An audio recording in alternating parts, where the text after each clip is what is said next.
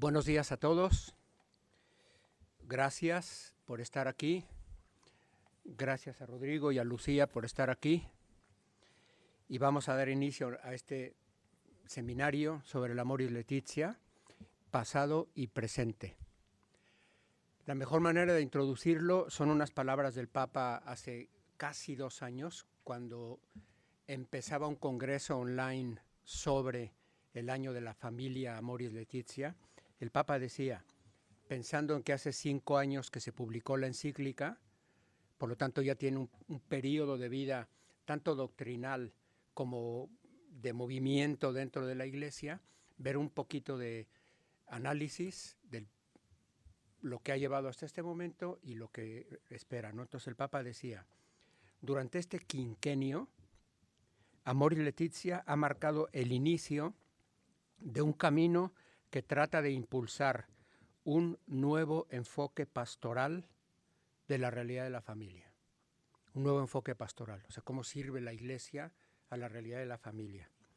La intención principal del documento, del Amoris Laetitia, es comunicar en un tiempo y una cultura profundamente cambiados, y no hay que insistir en los cambios tan importantes de la cultura, porque eso ya es casi un tópico. En cualquier foro es lo primero de lo que se habla, ¿no? En un tiempo y una cultura profundamente cambiados, que hoy es necesaria una nueva mirada de la Iglesia sobre la familia. O sea, la Iglesia quiere estar en los tiempos presentes, con su tradición y con su bagaje de revelación, una nueva mirada de la Iglesia sobre la familia. Por tanto, la ambición, la intención del Amoris Laetitia no es un repasito de la doctrina, sino una nueva mirada de la Iglesia sobre la familia. No basta con reiterar el valor y la importancia de la doctrina, sino nos convertimos en custodios de la belleza de la familia y si no nos hacemos cargo con compasión de la fragilidad de la familia y sus heridas. O sea, aquí está un resumen perfecto de lo que quería el Papa y de aquello a lo que quisiéramos aportar con este seminario, ¿vale? Entonces, por eso el seminario, por eso el Instituto Newman lo promueve y lo acoge y lo agradece. Y ahora presento a quien es importante escuchar esta mañana, Rodrigo Guerra López. Rodrigo, digo, ¿cuándo naciste, Rodrigo? ¿Sí? Lucía, ¿me das permiso? Bueno, nació en la Ciudad de México, lo digo por eso, porque somos compañeros, somos chilangos los dos, entonces ya es lo mejor que voy a decir de él, ¿eh? En 1966 tiene doctorado en filosofía summa cum laude por la Academia Internacional de Filosofía de Liechtenstein, con Seifert. Ha realizado estudios en la Universidad Católica de Eichstätt, en Alemania. Obtuvo el posgrado en Humanismo Universitario por la Universidad Iberoamericana de los Jesuitas en México. La licenciatura en Filosofía por la Universidad Popular Autónoma del Estado de Puebla. Se ha desempeñado como coordinador académico del Instituto Pontificio Juan Pablo II en la Ciudad de México y ha sido catedrático de la Universidad Panamericana del Opus Dei, de la obra, en la Universidad Iberoamericana, ya dije, de la Compañía de Jesús, y en la Universidad Católica de Chile, bueno, conocidísima. Ha impartido las Karol Wojtyła Memorial Lectures en la Universidad Católica de Lublin, Polonia. Un bagaje interesante. Bueno, actualmente es miembro ha escrito como autor o coautor 35 libros, principalmente dedicados a la antropología filosófica, la bioética y la filosofía social. 3 de estos libros han sido prologados por el Papa Francisco. Sus títulos son Católicos y Políticos, del 2006, La irrupción de los movimientos populares, 2019, y Discovering Pope Francis, de 2019 también. Actualmente es miembro del Consejo Internacional de la Academia de Líderes Católicos, miembro de la Fundación Rafael Preciado Hernández, del Consejo del Centro de Gestión de Conocimiento del CELAM, de la Conferencia Episcopal Latinoamericana, es profesor de la Pontificia Universidad Gregoriana, es fundador del Centro de Investigación Social Avanzada. Ha sido nombrado por el Papa Francisco miembro del equipo de expertos del Sínodo Extraordinario sobre la Familia, de ahí Amoris Laetitia, miembro ordinario de la Pontificia Academia de la Vida, miembro ordinario de la Pontificia Academia de las Ciencias Sociales y secretario del Pontificio Consejo para América Latina en el Vaticano. Como vemos, tanto su trayectoria académica como su trayectoria eclesial le permite ser un observador privilegiado de esto que queremos trabajar esta mañana, pasado y presente del Amoris Laetitia. Así es que, Rodrigo, muchas gracias. Tienes la palabra. El formato que vamos a seguir es 2 periodos de 1 hora y media, en los cuales Rodrigo va a hablar 40 minutos más o menos para dejar que hagamos un diálogo fluido entre nosotros, preguntemos, discutamos lo que queramos. Estamos en una universidad. Un descanso de media hora a las 11 y luego otra hora y media. Entonces hay flexibilidad para poder ir adaptando el formato a la realidad que se vaya desempeñando el seminario. Bueno, sin más, Rodrigo, gracias y adelante. Muchas gracias, Padre Florencio, por la invitación y por la presentación. Les agradezco mucho a todos ustedes estar esta mañana platicando sobre Amoris Laetitia. Su servidor, pues, es filósofo, tiene este grave defecto y de formación profesional, pero por azares del destino, de la providencia, he tenido oportunidad de estar casi siempre trabajando en la vida académica como filósofo y simultáneamente en cuestiones ya sea de orden político o de servicio eclesial diversos. Y eso de alguna manera, me parece, ayudó a que cuando un buen día el Papa Francisco convoca al Sínodo de la Familia y me invita a participar en el llamado equipo de expertos, aparecieran ciertos temas, ciertas cosas, es decir, pues siempre uno lleva su propia experiencia y algunas de esas cosas han quedado de alguna manera reflejadas en el documento Amoris Laetitia que hoy vamos a estar platicando. Les agradezco mucho la confianza. Yo sé que Amoris Laetitia es uno de esos temas complejos, no siempre pacíficos al momento de estudiar y de revisar. Su servidor tuvo, pues, sobre todo en los primeros años después de la publicación, pues una gran cantidad de conferencias sobre Amoris Laetitia. Tal vez algunos de ustedes hayan visto las controversias en las que estuvimos participando con 4 cardenales que le lanzaron una serie de cuestionamientos al Santo Padre, y el Santo Padre que me pidió responder frontalmente a los 4 cardenales sus dudas, sus famosas dubia. Y luego algunos profesores, muy queridos amigos míos, parte de mis formadores, también entraron en la polémica dura, Robert Spemann, Joseph Seifert y algunos otros, y su servidor también pues respondió algunas de las objeciones que presentaron. Y, en fin, todo fue un gran debate. De repente, casi como por arte de magia, ¡pum!, el debate se suspendió. ¿Por qué? Porque empezaron a aparecer otros temas, otros asuntos, y el tema de Amoris Laetitia, digamos, pasó a ya no ser tan central como fue tal vez pues en su preparación, en los sínodos, y luego tras su inmediata publicación. Creo que eso fue bueno porque permitió como en la comida, como en el vino, ¿no?, pues reposar las cosas y mirar las cosas tal vez más tranquilamente, pues evidentemente en momentos de reciente publicación y en donde de repente alguien le presenta una objeción al Papa muy fuerte, pues uno también respondía muy fuerte. Pero pasado el tiempo, mirando las cosas con más calma, creo que hoy se puede estudiar Amoris Laetitia con más fruto, con más fruto. Muchas de las personas que hicieron fuertes objeciones, algunos ya fallecieron, como mi querido profesor y amigo Carlo Cafarra, que estuvo muy enojado, muy enojado con el documento y luego con la respuesta que su servidor le ofreció. Respondiendo las dubias, pero otros también creo con esperanza que han ido matizando, corrigiendo. Ahorita comentaba de uno en particular, que recientemente ha reconocido que estaba en un grave error al haber enfrentado y confrontado al Papa y ha vuelto a, digamos, a una plena comunión con el Santo Padre, siendo tal vez uno de los líderes más importantes de las críticas, no solo a Francisco, sino desde ya épocas de Benedicto. Un cierto personaje lo había enfrentado muy, muy fuertemente y muy recientemente, hace unos 6 meses, ha pedido perdón y ha hecho una especie de reexamen de su propia postura muy interesante, muy interesante. Entonces creo que es un mejor momento para revisitar estas cosas y sacarles provecho.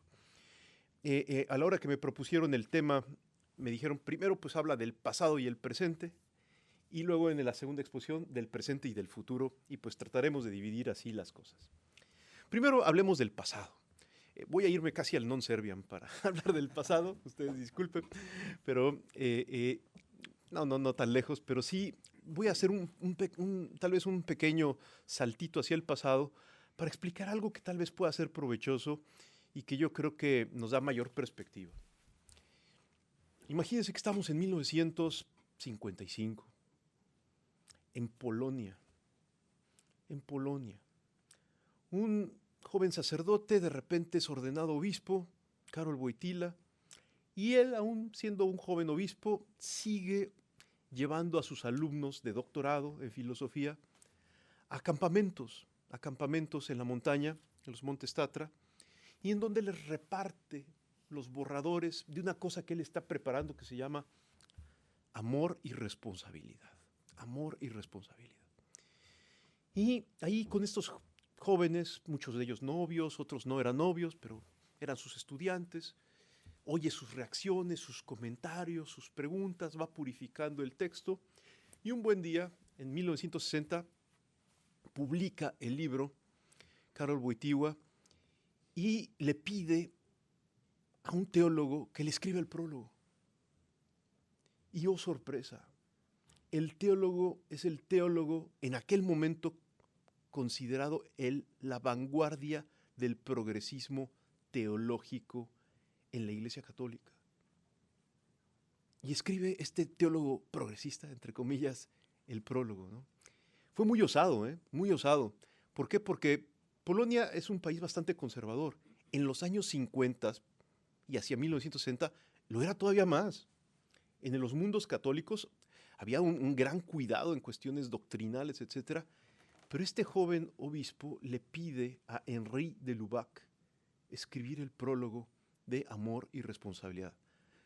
Acordémonos que en esas épocas, recientísimamente había sido publicada la encíclica Humani Generis de Pío XII, en donde muchos pensaban que era una fuerte llamada de atención a Henri de Lubac. Entonces, en ese escenario, Wojtyła le pide a de Lubac el prólogo. Esto escandalizó profundamente porque el libro fue publicado en primer lugar, en polaco, una edición de estas polacas que nadie consumía, bueno, solamente unos cuantos polacos ahí, pero se popularizó porque se tradujo al francés. Se tradujo al francés y entonces de repente apareció un libro que hacía una maniobra realmente extraordinaria y que suscitó una gran cantidad de comentarios. ¿Cuál era la maniobra? Decir, de la misma manera como Tomás de Aquino, al momento en que comienza a ser discípulo de Alberto Magno, acepta el reto de estudiar al filósofo del enemigo número 1 de la cristiandad. ¿Cuál era el filósofo número 1 enemigo de la cristiandad en el siglo XIII? ¿Cuál era el enemigo político, cultural, militar, eclesial de la cristiandad en el siglo XIII? El Islam. ¿Y cuál era el filósofo oficial del Islam? Que amparaba con su cosmovisión toda la posición religiosa, política, cultural, etc. ¿Cuál era el filósofo del Islam? Era Aristóteles. Era Aristóteles, el perverso y pagano Aristóteles, que a través de Averroes y Avicena inundaba las facultades de filosofía de los árabes en aquel entonces. Entonces, Tomás de Aquino y Alberto Magno comienza, Tomás de Aquino un chamaco, un jovencito de 18 años, una cosa así, Alberto Magno ya un profesor importante, empiezan a estudiar a Aristóteles. ¿Y por qué era peligroso y complicado estudiar a Aristóteles? Porque el pensamiento oficial de la Iglesia, ante todo, tenía como parámetro fundamental a San Agustín y por lo tanto a Platón. Es decir, había una gran simpatía hacia las figuras de Sócrates y de Platón y el gran padre de la Iglesia, San Agustín, y estudiar a Aristóteles era algo realmente complicado porque Aristóteles afirmaba la eternidad del mundo. Por lo tanto, cuestionaba, por así decirlo, su doctrina frontalmente el tema de la creación. Porque Aristóteles, bueno, no es muy claro si realmente el alma humana es espiritual. Hay toda una polémica que sigue hasta la fecha sobre realmente la postura sobre el alma de Aristóteles. En fin, hay muchas cuestiones que el buen Aristóteles pues, no dejó clarificadas, etcétera. Y Alberto Magno le dice a Tomás, pues hay que estudiarlo para ver qué aprendemos de él. Pero Alberto Magno le enseña al buen Tomás un principio muy importante para estudiar al filósofo del enemigo, nuevamente insisto, político, cultural y religioso de la cristiandad. El principio es lo que hoy llamamos más comúnmente metafísica de la luz. La luz es la que ilumina la oscuridad, no viceversa. La luz es la que ilumina la oscuridad, no viceversa. El bien es el que ilumina al mal. La verdad es la que ilumina al error. ¿Qué pasa cuando yo de repente, al ver a una posición problemática que se contradistingue con la fe de la Iglesia, por ejemplo, con la ley natural, yo inmediatamente asumo una actitud preventiva, asumo una actitud combativa y digo, esta posición está mal porque se diferencia de mi postura en esto. Cuando hago esa maniobra psicológica, intelectual, estoy privilegiando primero destacar los elementos negativos, errados, malos, de la postura antes que los buenos. Y al final de la experiencia, termino sin reconocer nada positivo ni asimilable de la posición con la que yo estoy en controversia. Muy por el contrario, lo que Alberto Magno le enseña a Tomás de Aquino es a habituarse a operar de manera distinta, tratando primero que nada de detectar los núcleos de verdad a la luz de una sana metafísica del ser en el pagano y perverso Aristóteles. Y a partir de ahí se comienza a hacer una nueva síntesis filosófica y teológica que tal vez es la más grande en la historia del pensamiento católico de todos los tiempos. Esto es bien interesante, esto es muy importante. A veces se nos olvida que Aristóteles realmente era un filósofo extraordinariamente peligroso para el pensamiento, el corazón y la cultura cristianas en el siglo XIII. Basta que leamos cualquier biografía de Santo Tomás, hasta la introducción que escribió alguna vez Santiago Ramírez a la Suma Teológica, para que veamos que las controversias además no eran, cuando aparece esta nueva síntesis que se llamó tomismo, no fueron precisamente pacíficas. Los franciscanos se agarraban a golpes con los dominicos en la Universidad de París, porque cuando ya no se podía seguir discutiendo en la cuestión disputata, pues las cosas se arreglaban de otra manera, un poco a la mexicana. No sé si me explico. El arzobispo de París condena las obras de Santo Tomás de Aquino. De eso estamos hablando. Ese era el bonito siglo XIII. ¿Por qué? Por riesgosas para la ortodoxia, riesgosas para la fe católica. Las obras de Santo Tomás de Aquino son condenadas. ¿Por qué? Porque aprende de Aristóteles. ¿Por qué les platico esto? Porque Wojtyła hace lo mismo en Amor y Responsabilidad. En Amor y Responsabilidad, Wojtyła ha aprendido de Max Scheler. Imagínate que yo te digo a ti, aquí en la Universidad Francisco de Vitoria, oye, ¿por qué te invito a hacer una tesis doctoral? ¿Estás buscando tema? Yo te propongo un tema. ¿Qué te parece que te invito a hacer tu tesis doctoral sobre un autor que comenzó siendo católico, pero terminó panteísta, que abandonó a su esposa y luego se involucró con su alumna y tuvo una vida sexual totalmente desordenada, etc. De ese vamos a aprender cómo renovar la moral de la Iglesia Católica. ¿Qué te parece si yo tengo ese planteamiento? Pues está complicado, ¿no? Pues es el planteamiento que le hacen a Karol Wojtyła para que haga su tesis doctoral sobre la posibilidad de reconstruir la ética cristiana a partir del pensamiento de Max Scheler. Max Scheler era ese hombre, un hombre que tuvo un viraje tremendo de ser un católico a terminar panteísta y de haber tenido una vida más o menos ordenada a tener una vida bastante desordenada y controvertida. Y de los planteamientos morales de Max Scheler, el reto es aprender. Y justamente uno de los primeros esfuerzos que hace Wojtyła para mostrar que sí se puede aprender de Max Scheler es utilizar el método que él ha aprendido de Max Scheler, el método fenomenológico, para replantear los fundamentos de la moral sexual de la Iglesia Católica a través de amor y responsabilidad. En el primer capítulo es bien interesante ver que lo primero que plantea Wojtyła es que hay una controversia entre laxistas y rigoristas, y que curiosamente ambos, los laxistas y los rigoristas, él usa este lenguaje, hoy podríamos decir los conservadores y los liberales, ambos cometen el mismo error. Y así comienza Wojtyła, Amor y Responsabilidad. Si ustedes han estudiado el libro, es bien interesante cómo el primer capítulo es eso. Es eso. ¿Y cuál es el error? No respetar la norma personalista de la acción. Persona est affirmanda propter se ipsam. Hay que amar a la persona como fin y no usarla como mero medio. Es decir, la instrumentalización de la persona. Lo que hoy el Papa Francisco llamaría el descarte, la cultura del descarte. El usar y abusar de las personas como si fueran cosas. Tanto en el ámbito laxo, claramente, las posiciones liberales tienden muchas veces a vivir la sexualidad sin ningún referente objetivo y por lo tanto instrumentalizando al otro como fruto, como causa del propio placer. Pero las posiciones conservadoras igualmente, porque en nombre, dice Wojtyła, eso lo va a explicar muy bellamente en Amor y Responsabilidad, en nombre de que hay que cumplir con el débito conyugal,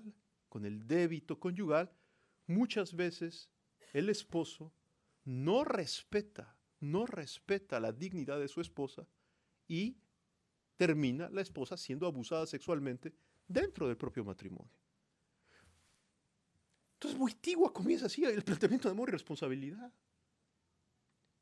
¿Por qué les platico esta historia para hablar ahora de Moris Laetitia?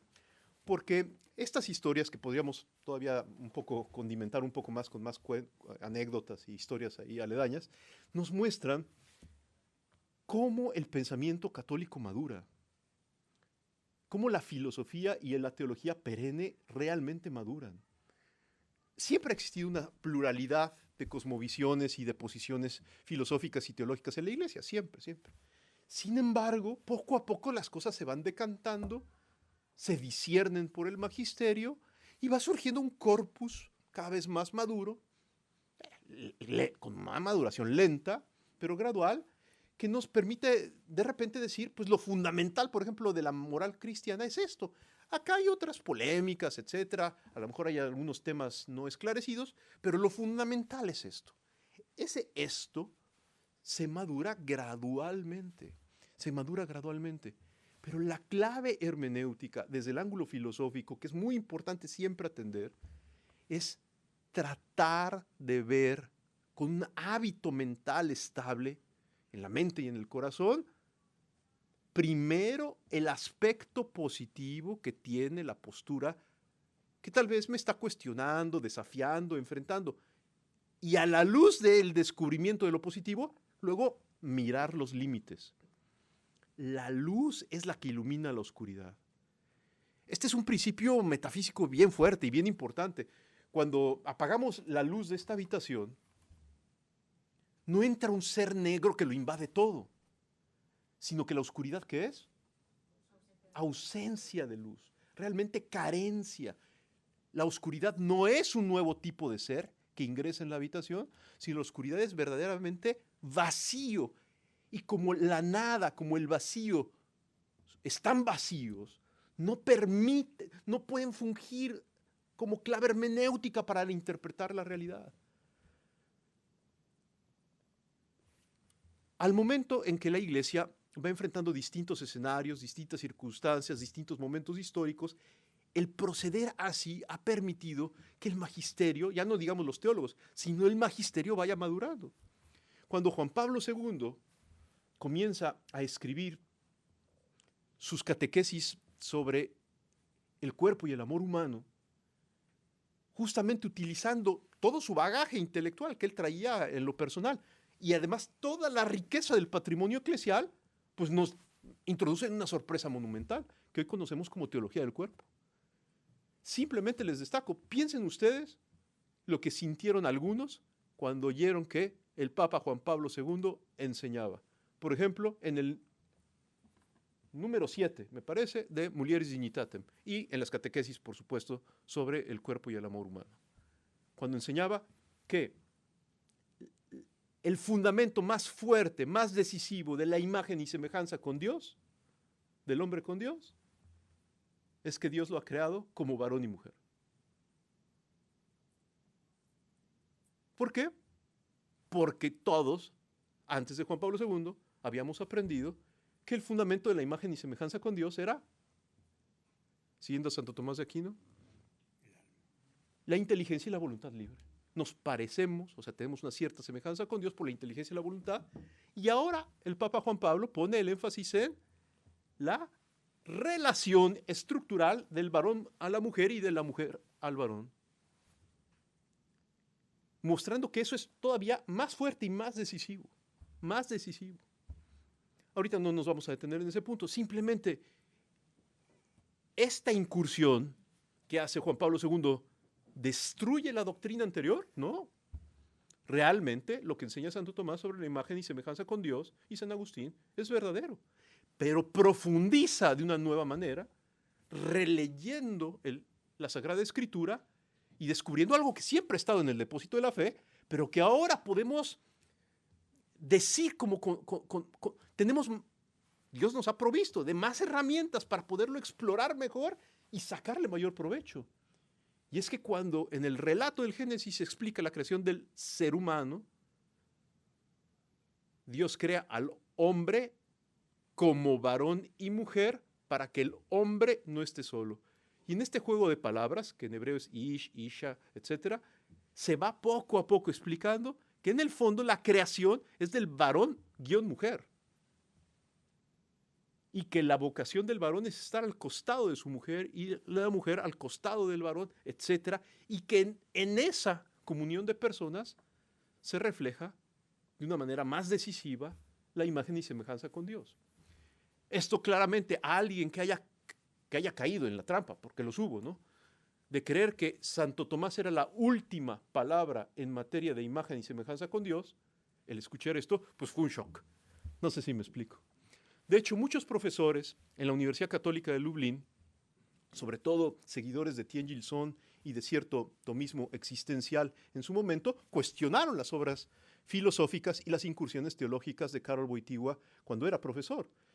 Hubo un famoso debate en 1970 en la Universidad Católica de Lublin, por ejemplo, en torno al libro Persona y Acción, en donde la gran mayoría de los profesores tomistas desacreditaron y atacaron a Persona y Acción como una traición a un verdadero planteamiento metafísico.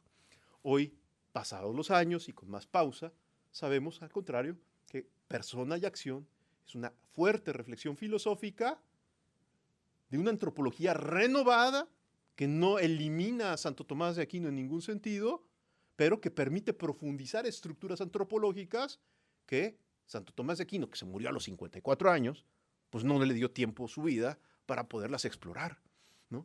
Pero a Wojtyła sí. Y entonces él se arriesga a ir más allá de Tomás de Aquino y a matizar algunas cuestiones importantes. Esto en particular es relevante también para entender, por ejemplo, la posición de amor y responsabilidad respecto de la posición que la Iglesia mantenía tradicionalmente en materia de sexualidad. No voy a abundar demasiado, simplemente lo menciono rápidamente como antes de la publicación de Amor y Responsabilidad, la Iglesia enseñaba que, por ejemplo, todo acto sexual tiene una estructura teleológica, finalística, con un fin primario y dos secundarios. El fin primario del acto sexual, según Tomás de Aquino y la enseñanza de la Iglesia, es procreatio liberorum, la procreación de los hijos. Y los dos fines secundarios, mutuum aiutorium, ayuda mutua, y remedium concupiscentiae.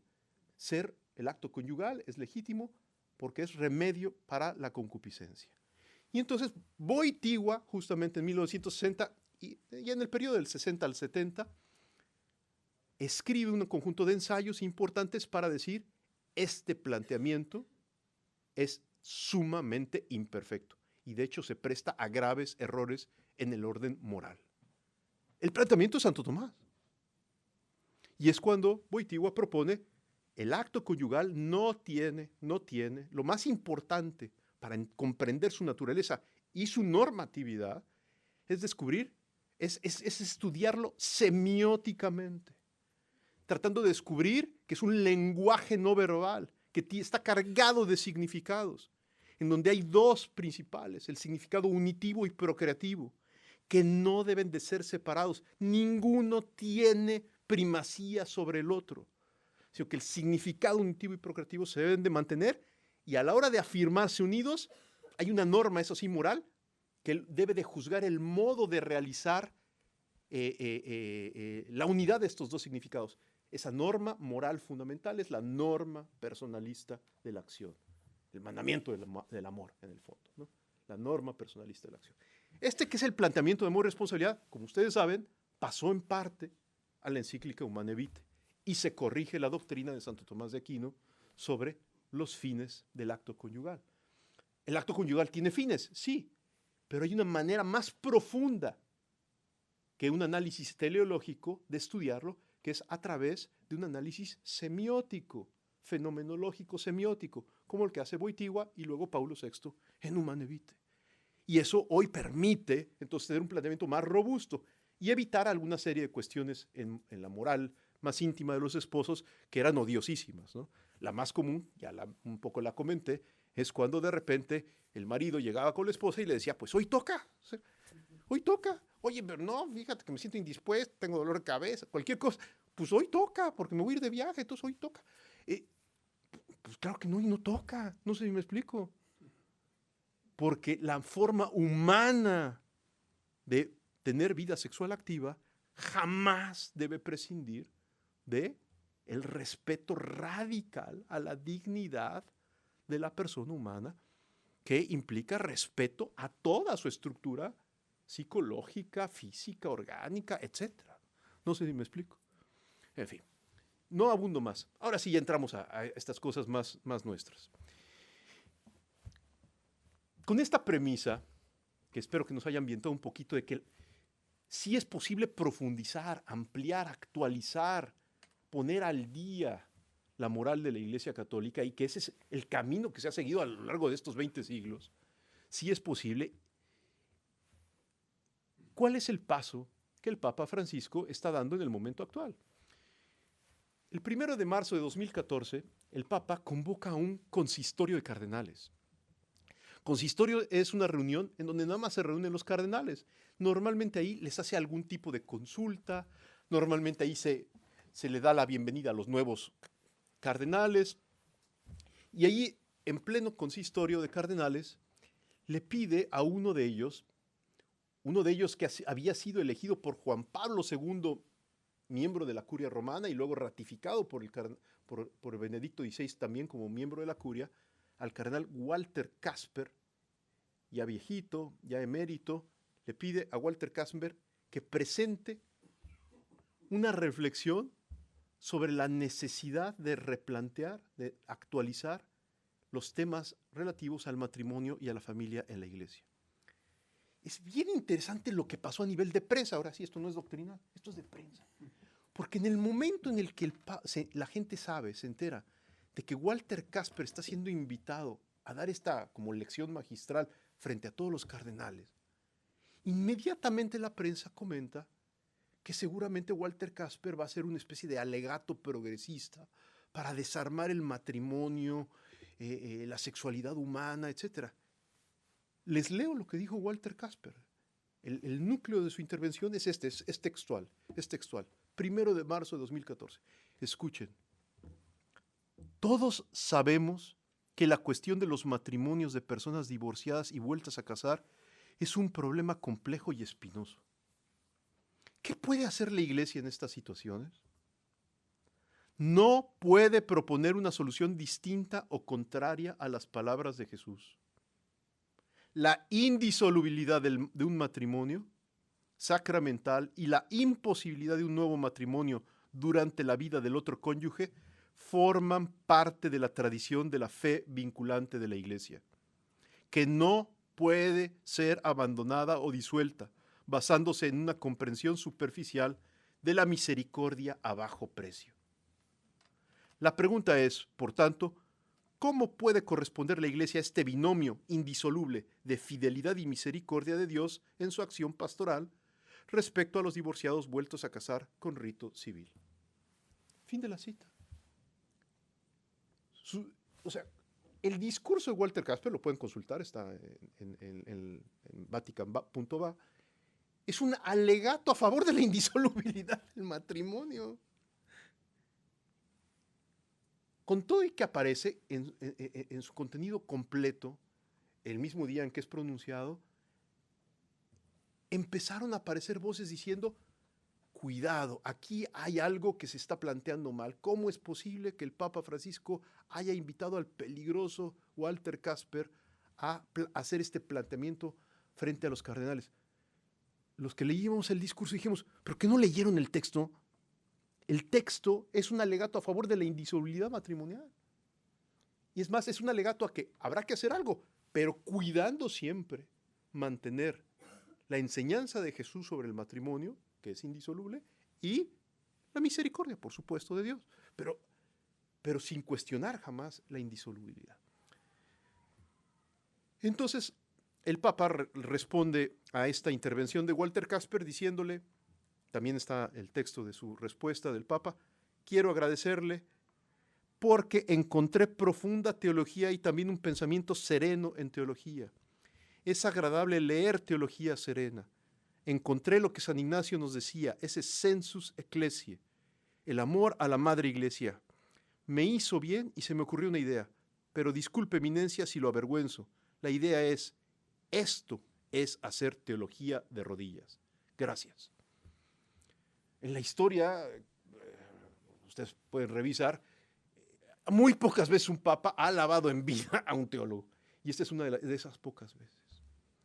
A mí me impresionó mucho que el Papa le agradece a Walter Casper su intervención, porque Walter Casper en esa intervención no pretende resolver nada, simplemente decir, seamos conscientes que hay un problema, que sí hay un desafío. ¿En qué consiste el desafío? El desafío consiste en que, así como cuando se hizo Familiaris Consortio, el Papa Juan Pablo trataba de mirar cuál es la situación del matrimonio y la familia en un cierto contexto cultural propio de Familiaris Consortio. Ahora Francisco está empezando a imaginar que es necesario hacer algo análogo. Al final de este consistorio convoca a un sínodo extraordinario sobre la familia para octubre de ese mismo año. En los meses intermedios entre el consistorio de marzo y el sínodo de octubre, inmediatamente aparecieron libros tratando de cuestionar que se volvieran a revisitar los temas del matrimonio y la familia.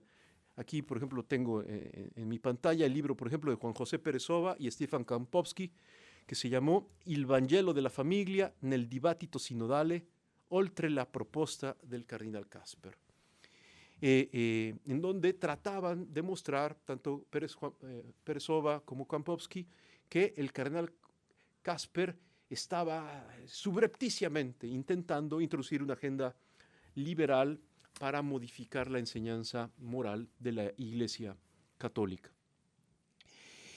Y llegamos así, de repente, al mes de octubre. Fueron poquitos meses, pues de marzo a octubre hay muy poca distancia. Y sin embargo, la temperatura aumentó muchísimo.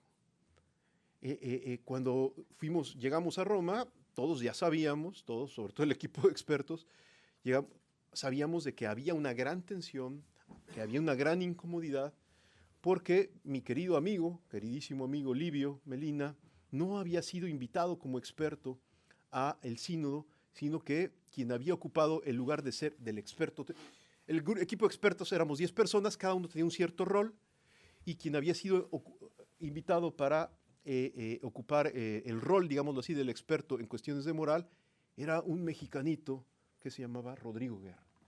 Entonces la cosa se puso pues muy complicada, ¿no? Muy, muy complicada. Sí les platico que pasaron cosas raras en el sínodo. Su servidor estaba hospedado en una habitación ahí muy cerquita del aula Paulo VI. En el equipo de expertos teníamos encomendadas redacciones de documentos intermedios, siempre es como el equipo redactor, resolver algunas dudas, algunas preguntas que tenían ahí los obispos y los cardenales, y teníamos material confidencial. Las tomas de postura de cada obispo que interviene se mantienen sub sigilo y se firma un juramento de que nada de ese material va a salir, para que los obispos y los cardenales discutan con libertad, no haya presiones mediáticas ni nada de eso, cada quien diga lo que tenga que decir en 4 minutos. Se prendía el micrófono, comenzaban a leer su cosa, y cuando terminaban los 4 minutos se les cortaba el micrófono a sus eminencias reverendísimas. Y, en fin, todas esas actas, nosotros como equipo las recibíamos, las teníamos, en fin, yo las tenía clasificadas en mi habitación, con una cierta encomienda de ir detectando ciertos temas y ciertos asuntos. Mi habitación estaba cuidada por esta cuestión de seguridad, y de repente llego a mi habitación y en la almohada de mi habitación me encuentro un libro de Granados y etcétera sobre mi almohada. Entonces le pregunto a la hermanita que estaba encargada de oiga, ¿y esto? No sabemos cómo llegó. A ver, ¿cómo? Pues cómo llegó ese libro a mi almohada sigue siendo un misterio del sínodo extraordinario de la familia, pero lo que les quiero decir es que sí pasaron cosas raras. Esta es la menos importante y la más estúpida, si ustedes quieren. Pero empezaron a pasar cosas extrañas. Las más dolorosas y las más públicas, esta que les comenté es totalmente una infidencia, pero las más públicas fueron que algunos cardenales, en vez de ocupar sus bonitos 4 minutos, que tenían varios momentos podían repetir y podían participar, nada más tenían que inscribirse, empezaron a hacer declaraciones sobre lo que se discutía en el sínodo en la banqueta, afuera del aula del sínodo, donde había un montón de periodistas. Entonces empezamos a ver en el equipo de expertos que el sínodo estaba siendo bombardeado por algunos miembros que estaban convocados al sínodo, pero que en vez de discutir lo que quisieran discutir dentro, utilizaban la banqueta como lugar para lanzar torpedos. Nada más les cuento uno para que noten un poco cómo fue el ambiente. Un buen día, el cardenal Burke sale a la calle, lo rodean inmediatamente los periodistas y dice lo siguiente: existe un grupo secreto al interior del sínodo de la familia que está tratando de manipular las conclusiones preliminares y la redacción final. Y eso sale publicado en todos los medios. Entonces, inmediatamente cuando veo yo la noticia en la mañana, pues después del desayuno me acerco al cardenal Burke y le digo: Eminencia, por favor, platíquenos, ¿quiénes son los miembros de este grupo secreto? Porque su servidor es encargado de la redacción, junto con Bruno Forte y demás. No vayamos a ser nosotros los miembros de este grupo secreto, ¿no? El cardenal Burke nunca me respondió quiénes eran los miembros del grupo secreto, pero fue interesante, pues, que de repente pasaron este tipo de cosas. Un poco extrañas, porque no son las formas tradicionales en el Vaticano, pues, que alguien tan importante como un cardenal Burke, que había sido prefecto de la asignatura apostólica, En el mundo de los tribunales, la asignatura apostólica es uno de los tribunales más altos, es el más alto. O sea, es en cierto sentido, el más grande experto en derecho canónico de la Iglesia Católica. De repente salir a la calle y decir que hay un grupo secreto, pues, es un poco extraño, pues. Un poco extraño, pero sucedió. Todo es público y ustedes lo pueden recuperar mirando las notas al internet. La temperatura pues estaba alta. Algo que creo desconcertó a muchos fue que al mero inicio del sínodo, en un momento de oración, en la misa, digamos, inaugural, el Papa dijo lo siguiente, y esto creo que es muy bello lo que dice, pero desconcertó ciertamente a algunos que no estaban acostumbrados a oír una petición. En el fondo es una oración que hace el Papa al inicio del sínodo extraordinario. Dice así el Papa Francisco: convenire in unum, es decir, reunirse en torno a uno, alrededor del obispo de Roma, es un evento de gracia, en el que la colegialidad episcopal se manifiesta en un camino de discernimiento espiritual y pastoral, para buscar lo que el Señor le pide hoy a su Iglesia. Debemos escuchar los latidos de este tiempo y percibir el olor de los hombres de hoy, hasta quedar impregnados de sus alegrías y esperanzas, de sus tristezas y angustias.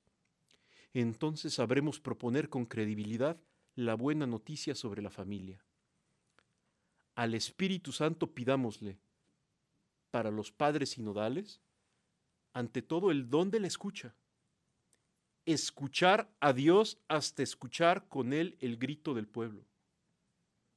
Escuchar al pueblo hasta respirar en él la voluntad a la que Dios nos llama. Esto fue muy desconcertante. Realmente el Papa lo que está haciendo, lo que estaba avanzando, es lo que hoy llamamos sinodalidad. Es importante volver a recuperar la conciencia sobre la importancia que tiene el sensus fidei fidelium.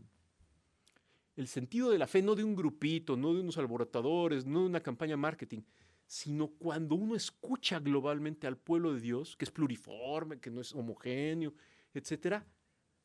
Pero si se escucha con atención, se pueden detectar algunas cuestiones en donde el pueblo de Dios, si se expresa homogéneamente, es infalible.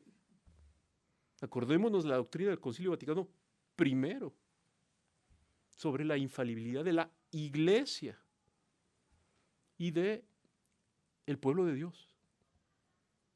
Cuando de repente,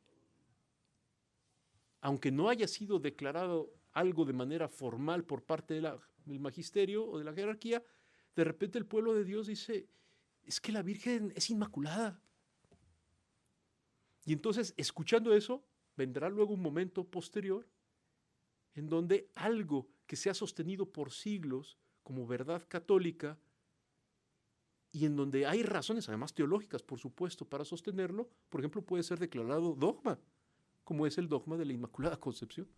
No sé si me explico. Entonces, el Papa, en el fondo, es la invitación Rodrigo, que hace es a que nos escuchemos. ¿Me dejas interrumpir un segundo, solo para moderar? Dentro de 5 minutos nos queda media hora para discusión. Entonces, si puedes ir rematando en estos 5 minutos, perfecto, por favor. Sí, sí. Muy bien. En el fondo, el Papa lo que nos estaba pidiendo es escuchémonos y escuchémonos con atención. Más adelante dirá, hay que escuchar hay que hablar con valentía y escuchar con humildad. Y el Papa dirá, todos estamos listos, ¿no?, para dar nuestra palabra, ¿no? Siempre nos encanta hablar con valentía, ¿no? Cuando nos convocan a un esfuerzo de sinodalidad, pues todos cada quien sabe cómo resolver los problemas de la Iglesia y lo que se debe de hacer y el Papa debía de hacer y decir. Pero no hay la misma energía espiritual y psicológica para escuchar al otro, para aprender del otro, sobre todo aprender realmente de aquel que piensa distinto de mí al interior de la iglesia.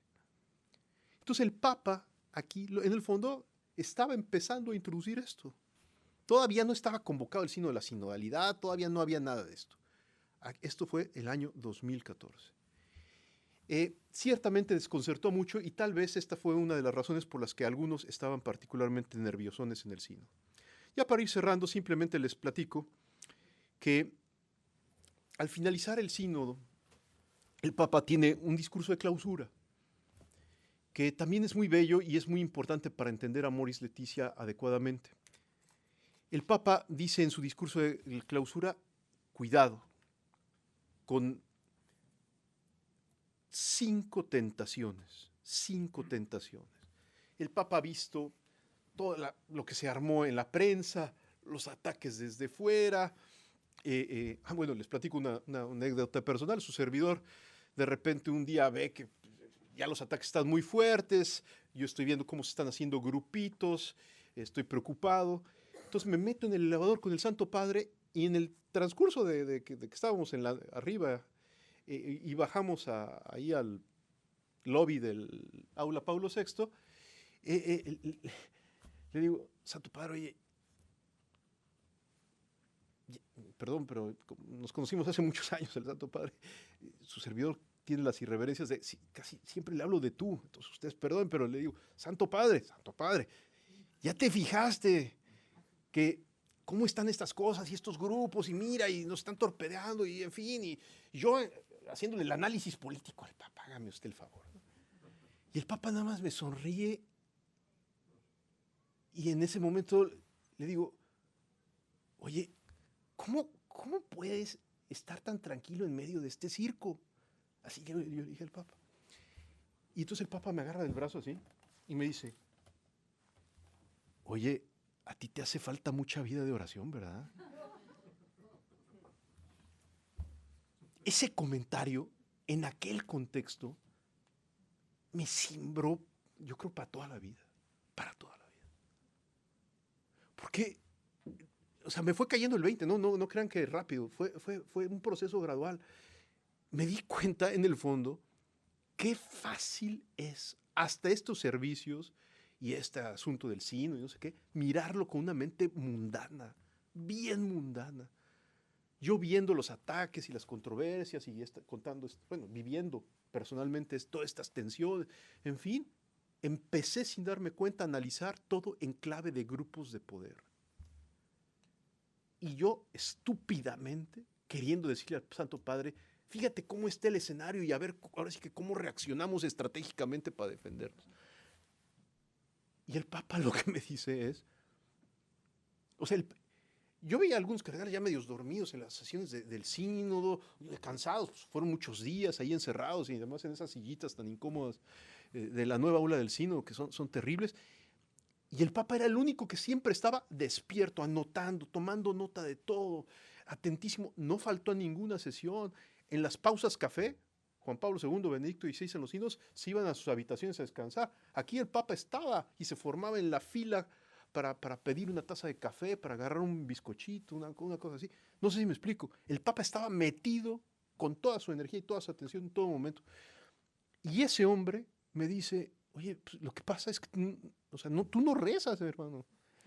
Para mí fue una llamada de atención de qué importante es no perder la conciencia en medio de todas estas cosas, de que hay que mirar a la iglesia siempre, no a veces, sino siempre de manera sobrenatural. Y recuperar la conciencia de que el Espíritu Santo no asiste al Papa y a la iglesia intermitentemente, sino de manera constante. Es decir, el Espíritu Santo no se fue de vacaciones con el Papa Francisco. No, lo digo así medio chabacanamente, pero esto es importantísimo porque una dimensión constitutiva de la fe de la Iglesia es la comunión con el Santo Padre. Todas las herejías, que son muchas y de distinta naturaleza, coinciden en un punto. Y es justamente en desconocer que parte del escándalo cristiano consiste en que a través de un frágil, siempre frágil, limitado y torpe Pedro o sucesor de Pedro, Dios sostiene a la iglesia. Creo que ese es el punto. Ya, termino simplemente leyéndoles las tentaciones que el Papa dice al final del sínodo. Son bien interesantes. El Papa ha visto todo esto, etcétera, y él está con gran paz. Yo angustiado y él con gran paz. ¿Sí me explico? Y dice el Papa, cuidado de la tentación de bajar de la cruz. Primera tentación. Para contentar a la gente y no permanecer allí para cumplir la voluntad del Padre. Cuidado de ceder al espíritu mundano en lugar de purificarlo y conducirlo al espíritu de Dios.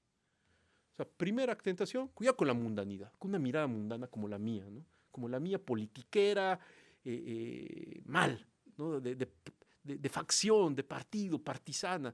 Eso pudre la mente y el corazón, mirar hacia la iglesia. No sé si me explico. Y esa enfermedad le pido a Dios que me la corrija, ¿no? Y es la primera tentación de la que habla el Papa. La segunda,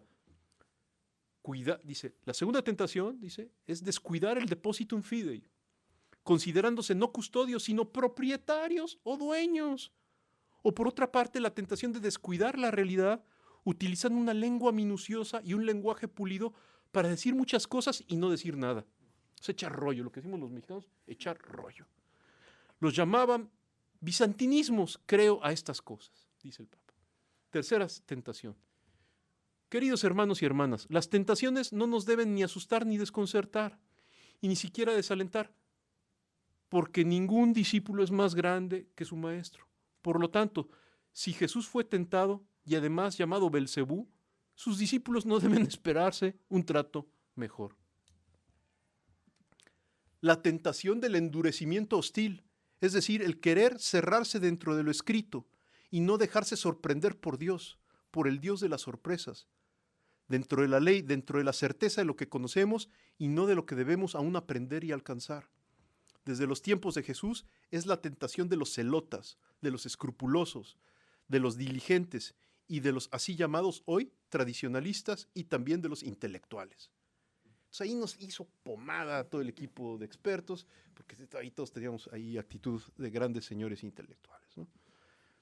Tercera tentación, la tentación del buenismo, que en nombre de una misericordia engañadora venda las heridas sin antes curarlas y medicarlas, que trata los síntomas y no las causas y las raíces. Es la tentación de los buenistas, de los temerosos y también de los así llamados progresistas y liberales.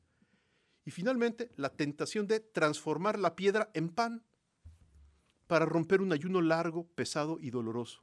Y también de transformar el pan en piedra y tirarla contra los pecadores, los débiles y los enfermos. Es decir, hacer cargas insoportables para la gente. Así terminaba el sínodo de la familia, ¿no? Con estas cosas. Pues tremendo, ¿no? Entonces el Papa convoca a otro sínodo, ¿no? Al año siguiente, otro sínodo de la familia. Si les parece, aquí hacemos una pausa, o un momento de diálogo, o lo que sea prudente. Como estamos grabando, hay que hacer las preguntas a un micrófono, ¿no? ¿Quién tiene el micrófono? Gracias, Paula. Así es que, bueno, se abre la sala para comentar, para preguntar lo que queramos. Sí, claro. Con confianza, por favor.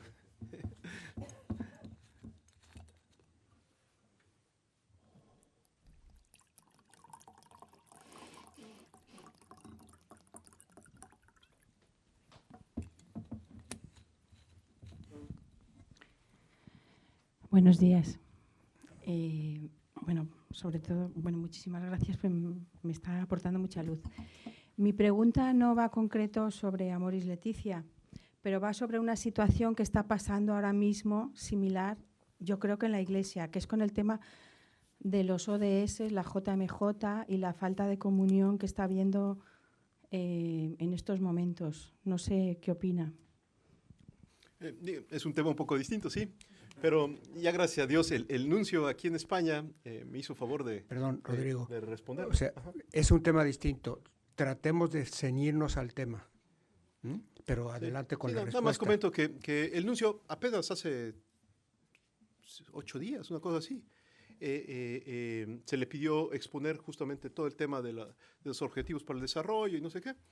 Y entonces, vean su declaración, es muy buena, yo la tengo aquí en WhatsApp, se las puedo compartir. No, el nuncio va a etcétera. venir dentro de 10 días para contarnos exactamente esto, que el nuncio era quien estaba representando a la Santa Sede en las Naciones Unidas para decir por qué se adhirió la Santa Sede a los objetivos y las reservas que hubo en esa adhesión. Sí. Entonces tendremos oportunidad de profundizarlo de primera mano. Y esa es la postura, que hay que leer siempre estas cosas de manera analítica y diferenciada, distinguiendo que hay cosas sanas, interesantes, coincidentes con el pensamiento social cristiano, otras no, y habrá que siempre tener un análisis diferenciado, ¿no? Y esa es la posición.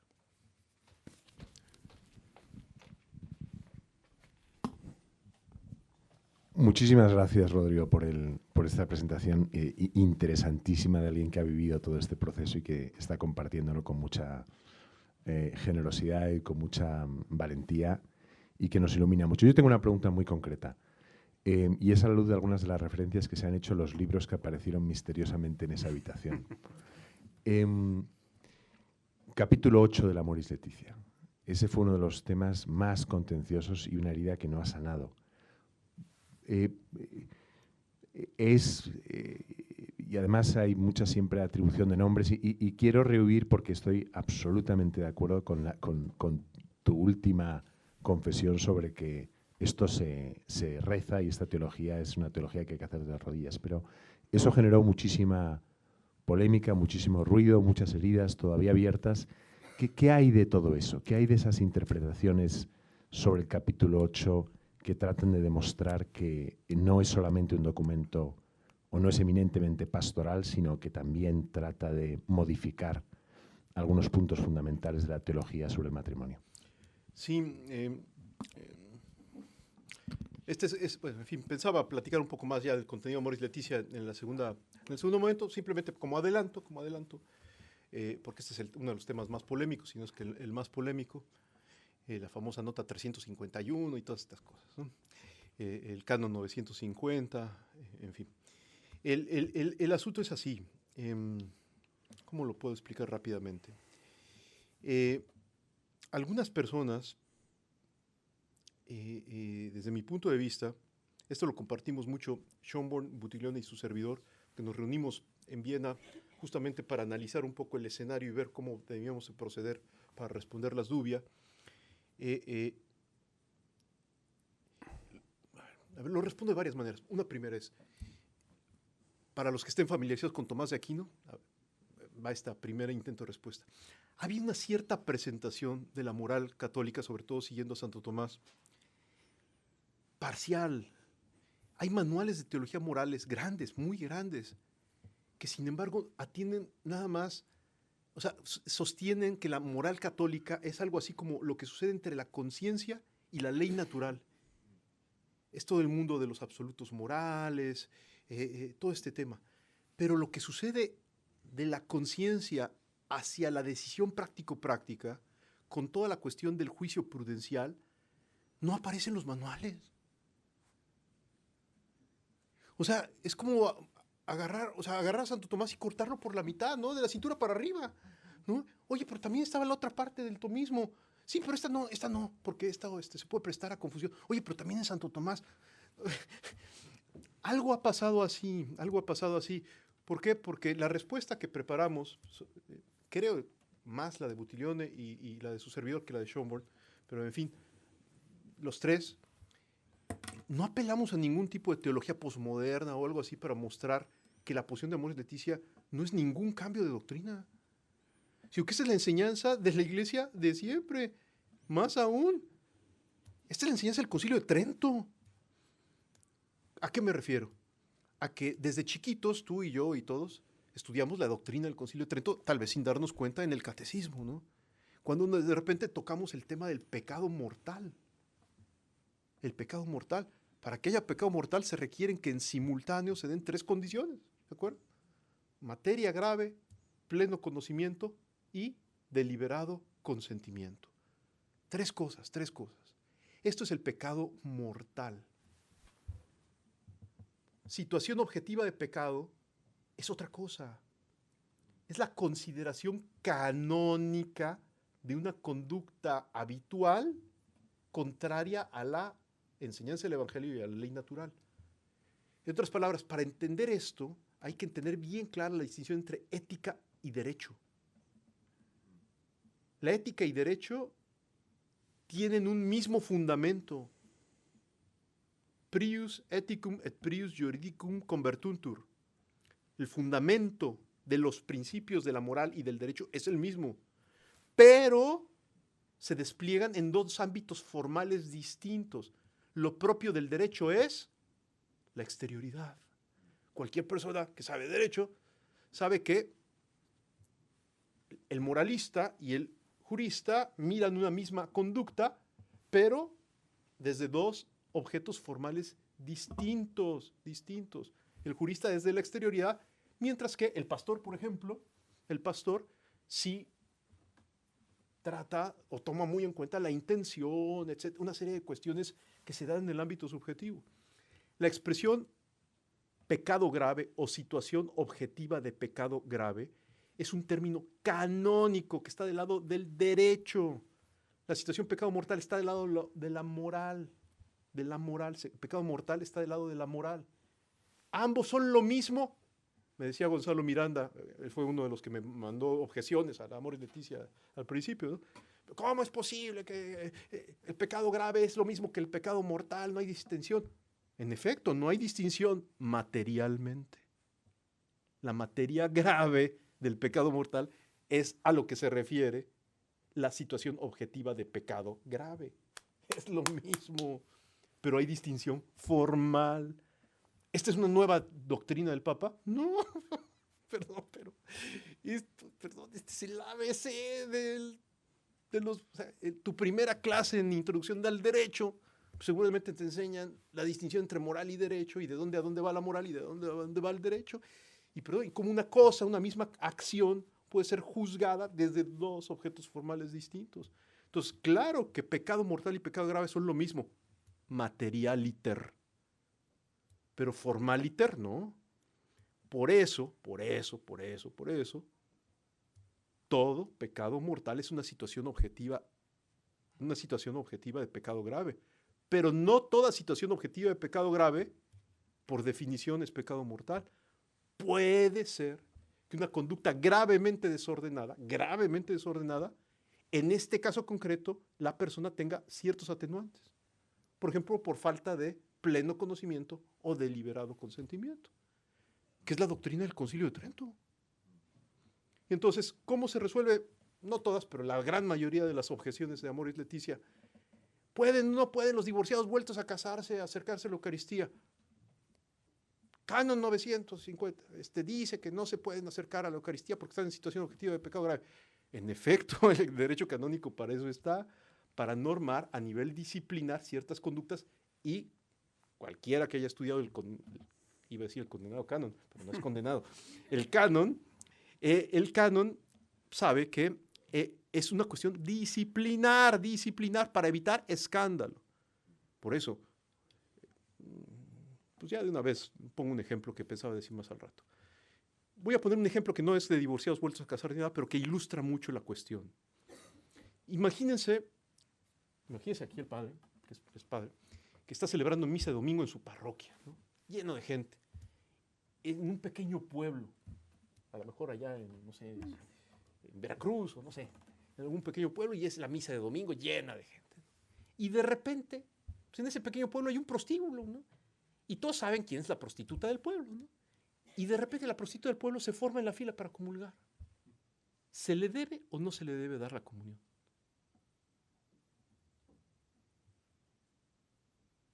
Pues no se le debe dar por el canon. ¿Sí me explico? Porque el derecho canónico prohíbe darle la Eucaristía a una persona que está en situación objetiva de pecado grave. La prostituta está en una situación objetiva de pecado grave. Ya, no se le da la comunión, se le da, a lo mejor se le hace la señal de la cruz en la frente, o no sé, o se le enseña en ese momento a cruzar sus bracitos, o lo que sea. No se le da la comunión. 2 días después, la prostituta llega ahí al salón parroquial o donde está el padre. Oiga, padre, ¿puedo hablar con usted? Fíjese que a los 18 años fui secuestrada vivo en una situación de esclavitud, estoy sometida, me hicieron drogadicta, tengo un hijo, soy golpeada habitualmente por el lenón, por el encargado del prostíbulo. Esta situación imaginaria, por cierto, es bastante común, bastante común en los prostíbulos. Me he dado cuenta, he descubierto a la Virgen, a Jesús, he empezado, estoy arrepentida, no puedo salir de esta situación porque están en riesgo mis hijos, si me salgo del prostíbulo tengo la amenaza de que los van a matar, etc. Pero estoy arrepentida de vivir así. Quiero pedirle perdón a Dios. ¿Qué debe de hacer el padre? Pues ofrecer el sacramento de la reconciliación, ¿sí me explico? Y después de reconciliarla, decirle, haz lo que puedas, cuando puedas, para salir de esta situación, sabiendo que no va a ser inmediato, pero haz lo que puedas para salir de esta situación. Y ten la Eucaristía. ¿Sí me explico? Porque la Eucaristía no es un premio para los virtuosos, es una medicina para nosotros, los enfermos.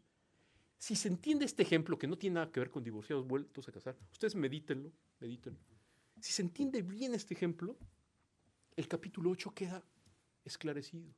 Porque quiere decir que a veces, a lo mejor pocas veces, yo no digo que sean muchas, en algunos casos, algunas situaciones de divorciados vueltos a casar comportan algunas atenuantes, sea en el ámbito del conocimiento, sea en el ámbito de la voluntad. Y si hay atenuante, el pecado sigue siendo pecado, pero venial. La doctrina del pecado venial no fue para hacer una especie de rebajita en la gradación de pecado. El pecado venial lo tenemos muy maltratado en la catequesis y en la formación teológica. Pero la doctrina del pecado venial es muy importante entenderla. Muy importante entenderla. Alguien que no es precisamente liberal, Ángel Rodríguez Luño, decía en sus clases, es que no es tan difícil cometer pecados mortales, no es tan fácil cometer pecados mortales, decía Rodríguez Luño. Para cometer un pecado mortal hay que hacerlo con pleno conocimiento y deliberado consentimiento, y tener materia grave. Si hay materia grave, pero por ejemplo, no hay deliberado consentimiento.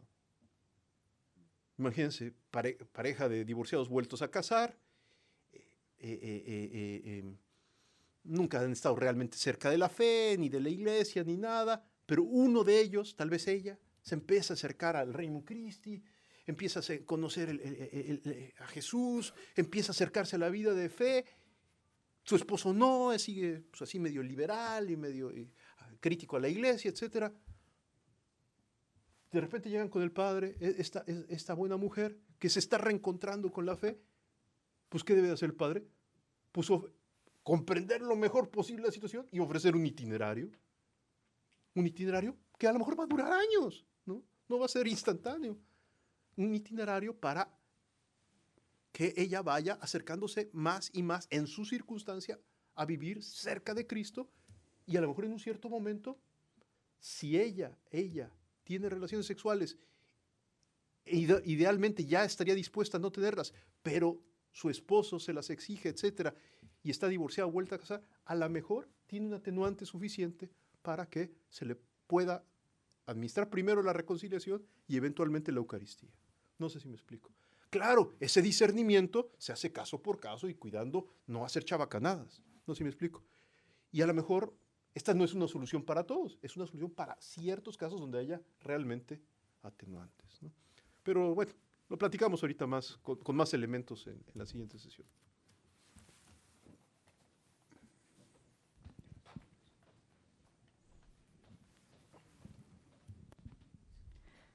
Muchas gracias, Rodrigo, por la intervención tan interesante y por todo tu trabajo. La pregunta es de apreciación y si es un spoiler, no tienes que contestarla porque a lo mejor lo vas a decir en la segunda parte, pero a 7 años de la publicación de Amoris Laetitia, donde todo pues debate y estas dudas que ha generado, pues parecen como que han entrado en una cierta paz. Sí. Mi pregunta es, ¿se han aclarado? ¿Se han ignorado?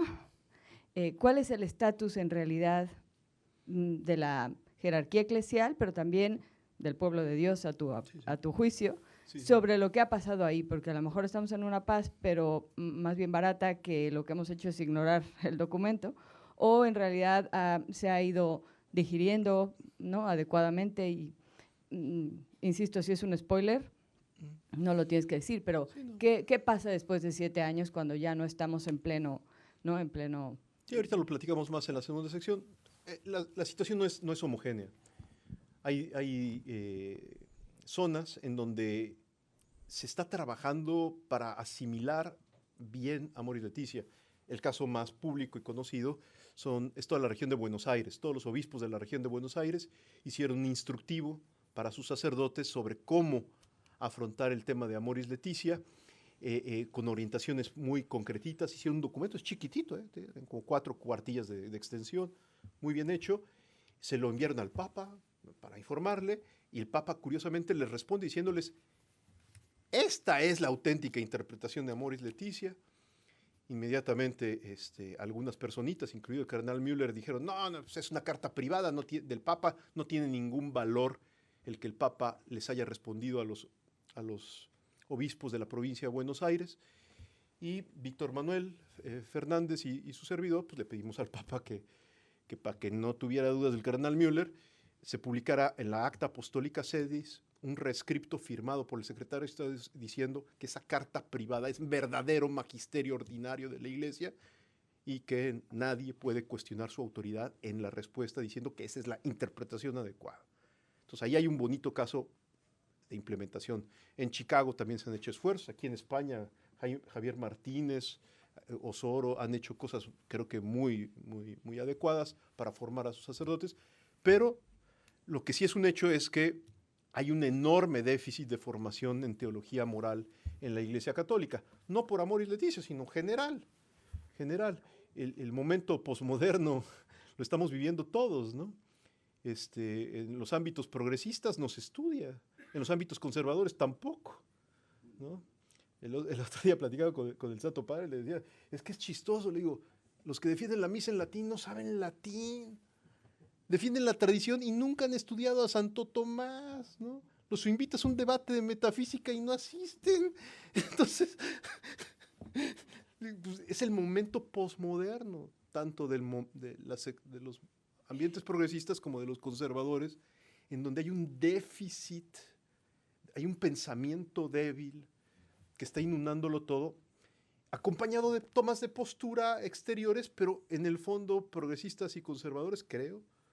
Ahorita se está viviendo un déficit muy, muy grave. Por eso es muy bonito que ustedes llamen a su proyecto Razón Abierta, porque en el fondo el concepto de razón abierta fue la manera como Ratzinger concibió la idea de evitar el pensamiento débil, ¿no? Para que con mayor formación, no solo intelectual, también afectiva, ¿no?, y espiritual, todos podamos mantenernos fieles a la verdad. Esa es un poco la situación. La cosa es muy irregular, ¿no? Yo en España no conozco nada. Al obispo que más conozco es a Javier Martínez, y acaba de dejar de gobernar Granada. Pero mi impresión en América Latina es que es muy, muy irregular la asimilación de Amoris Leticia. Hay dioses en donde es como si no hubiera pasado nada. Y hay dioses que se han protegido creyendo que se equivocan menos si adoptan la posición más rigorista. Esta es una posición, si ustedes recuerdan, condenada por la Iglesia, ¿no? En el Denzinger ustedes pueden buscar tuciorismo. El tuciorismo está condenado por la Iglesia. Creer que en una situación en donde hay controversias y la conciencia no se sabe muy bien por dónde orientar, creer que la solución es optar por la posición más rigorista. Eso está condenado formalmente por la Iglesia. Anatema sint. ¿No? Anatema sunt. Los que piensen así. Algunos dioses se protegen así, y por supuesto hay ambientes eclesiales en donde algunos en nombre de Amoris Leticia son unos chabacanos y creen que entonces viva la vida. La verdad, pocas, porque no ha habido una estampida de laxismo y de ambigüedad por todos lados. La verdad no la ha habido, pero sé que hay casos de mala orientación moral, de corte laxista aquí y allá. Pues sí, lo hay.